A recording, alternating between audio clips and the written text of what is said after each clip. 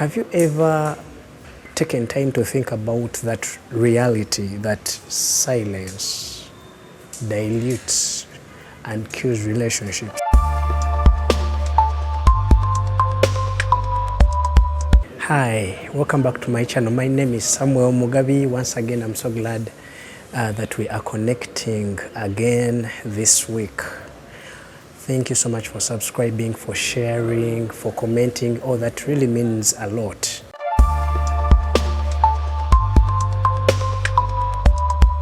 So this morning I was talking to someone via WhatsApp and she was very concerned about the silence, why we hadn't been talking after a very long time. And it's not that we were mad at each other. It's not that, she had done anything or I had done anything to her, but just life happens. We all get busy. Somehow everyone gets busy in their own schedules and, we end up not talking. And I was checking in with her. How are you doing? How is everything? How is work? How is ministry? And all that. And she was like, I'm fine. And so she was like, hey Sam, you have been very quiet. What's really going on? I'm like, nothing is really going on. I'm busy. It's just been a lot of things happening with ministry, with work, with family that I have to catch up with. And maybe that's how we all dive into our own spaces and we end up going silent on the people that we really love and care for. Then I said that amidst all this busy schedule, I think I have to really work on myself to see that I stay in touch, that we stay in constant communication, because silence dilutes relationships. When she read that line, that silence dilutes relationships, she was like, wow, you do so many episodes and I kindly request you to do one about that exact line, that silence dilutes relationships. And that is why I am here. Have you ever taken time to think about that reality that silence dilutes and kills relationships? A lot of times people do not really fail on relationships because they are supposed to fail. But it's because life happens, people get busy with it, about their own schedules, they get busy into their work, their families, their personal spaces, and they end up forgetting the people that they once cared for, the people that once loved them, the people that they grew up with, people that they used to do life with. Why? Because they think they're actually doing everything the right way, but yet in the actual sense they are only paying attention to just a certain angle, a certain kind of people, without considering that there are thousands or hundreds of other people that actually need them in their life. We easily forget that there are people who have influence in our life, people who have contributed something, and because we have grown up, because maturity steps in and we get busier with anything that takes us up, we can easily forget about these people that have been in our life. And so when I was talking to my friend, I really felt it from the depth of her heart that really there was space, and this space was, and I could feel it, that there was space. And when I tracked when we had last talked, it had been over a month ago, but previously we would talk at least every week. At some point we would talk to each other almost every day. But somehow when something happens and you dive into that, by the time you want to catch up, it is much later, and time is fast spent. Like you have to recall, where did I leave it at, and how and when should I catch up? So the confusion steps in. Recently I'm reading a book about social media, and he named it Connected but Alone. It's about social media addiction and how much we can do to see that we can get over it. But I'm not here to talk about social media addiction and its causes and its effects. That's not what I'm here to talk about. But I'm just going to pull out just a little of this from that book, because what I was talking about with my friend this morning comes from that exact angle, and that's why we are here. How did we get to a point of where I cannot even talk to my friend in a very long time and I easily forget? It's because social media has deprived us of the reality that we need to do life in a physical way. We think that it is just about texting, but I mean, how many people do you have in your phone, or in your phone book? You have over 1,000 contacts, you have over 300 contacts, and you cannot do life with all those people by only a text. At some point, you have to create time where you go and do physical meeting with these people and you do life with them without even being on your phone. You need to create time where you go and do life with them without thinking that the text is going to be just enough, because people die. A few months ago, I texted my cousin and I told him that, do you know that there is a certain girl that we were a mutual friend with? And I told her that, do you know that we haven't heard from this person in a long time? But to my shock, when I tried to trace and to think about and to find out what exactly happened, where this person is, I noticed that this person had actually passed. But we loved this person so dearly. In the early days, we used to go to the beach together. We used to do life together. We used to have a lot of lunch and dinners together.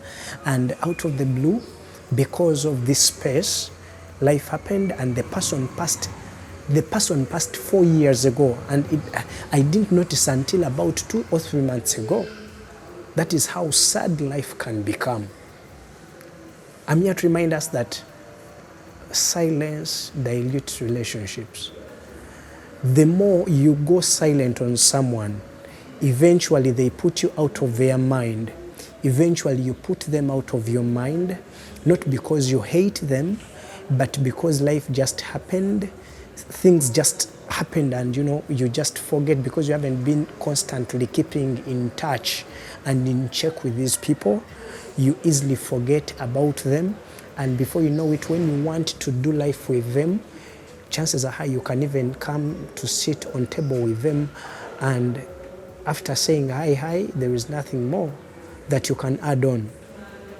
You don't want to be in that space. I have seen parents.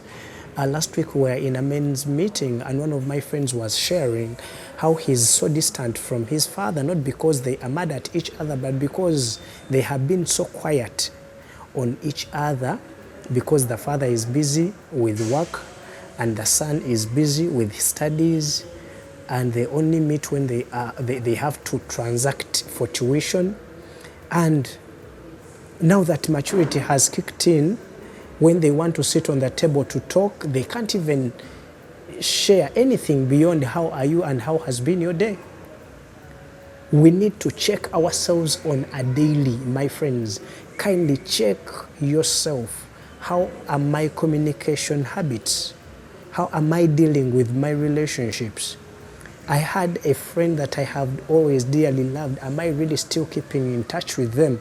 If I met them after even 3 years, can we still catch up from where we left at?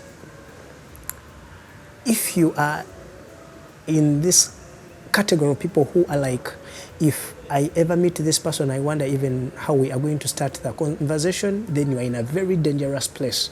And one of the causes?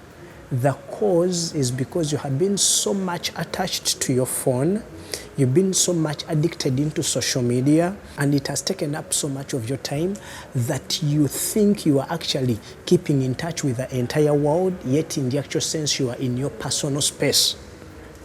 You are in your personal space. You can't, and the next time I'll come to talk about this, we'll talk about how it has lured us into the lie that we have even the confidence, yet in the actual sense it has deprived us of of our potential to speak even to people. It has deprived us of confidence. You can't even stand in front of 10 people, not even in front of 5 people. We have a lot of young people who today cannot even stand in front of an employment panel because they cannot express themselves. They cannot express themselves. They can't talk about themselves because they think they can. The only way they have been able to gain all the confidence is when they are interacting with the screen. Let us always remember to check in with the people that we love. Silence dilutes relationships. Someone will not be mad at you. You will not be mad at them. But because you have not taken a step of keeping in touch with those that you love, eventually life is going to happen and you will want to catch up from where you left at when it is too late. You will wonder, how am I going to start talking to Alfred? How am I going to start speaking to Grace? How am I going to start talking to my daughter Michelle? When we haven't been talking and seeing each other for a long time. So let us find all means and develop better social media habits. Let us develop better habits of how we are going to handle our relationships, because the world is getting busier every other day. People are getting busier. People are getting busier even when they're actually not busy. They create schedules like they are busy. You're saying, but they are busy. But when you check what are they busy about, they are busy, posting on WhatsApp. They are busy on TikTok, just scrolling one clip after another. They are actually not doing anything. They just pretend to be busy. I have been to parties where people just get deep into their phones when they have come to a birthday party, they've come to a baby shower, they've come to a wedding. They are on a table where they are supposed to do life with each other. They are supposed to connect with each other, but they even can't do that. When they can't even introduce themselves to each other, like someone can't say that, hey, my name is Samuel, I work in Mukono, I live in Mukono, I'm a photographer, I'm a servant of God, this is what I do. They can't even create new friendships. Why? Because our whole mind has been taken up. It has all been consumed. It has all been corrupted by a lot of things that we think that they are actually bringing us together, yet in the actual sense, they are pulling us apart. And that's what the plan of the devil is. The devil comes not but to steal, to kill, and to destroy. So the devil has come to destroy our relationships. The devil has come to steal our relationships. So I'm here to give us a wake-up call. Let us do everything possible to keep in touch with those people that we love. Because you don't want to wake up one day when you have nobody that can come through for you. Yet when we see you on social media, because you have been lured into the lie that you have a lot of followership, you have a lot of likes, whenever you post something, you develop a lot of likes. When you send a picture, you get over 200, 300 likes. But when we ask you for those people who liked your picture in the physical, you actually can't have them. You have a need of only about 100,000, that is about $30, but nobody can even come through for you. But they can like your picture and they lie to you that they are with you. And you know what is surprising? Sometimes when you ask those people, that, do you remember the picture that I posted on this and this and I was putting on like this? Nobody can even remember, because it's just a norm that when I scroll through a picture, I can say like, I can comment anything, that you're beautiful, you're handsome, nice dress and all that. But when the actual sense is not even coming from me, because when we do these physical meetings, when we keep in touch, so much, we always get feedback, we always understand our stand, our status of relationships with the people that we are doing life with. So, as I wind up today, kindly revise yourself, do a self-check, ask yourself, where am I standing in my relationship with these people? Am I doing what they are expecting of me? Am I reciprocating the energy that they are really putting forward? If they are putting in so much in the relationship, in my friendship with them, am I doing the same? Am I giving my wife the same attention that she gives me? Am I giving my husband the same attention that he's giving me? I have seen families where people just text everything. The wife has to text the husband, please come to the dining table because dinner is ready. Tomorrow you guys will go out for dinner and at this time, let us meet at this point. And they are doing all this by text. Before you know it, the house is full of about 10 people, but all these 10 people can only communicate when they are on a WhatsApp group. That is very disastrous. Let us think about that. Until next time, God bless you.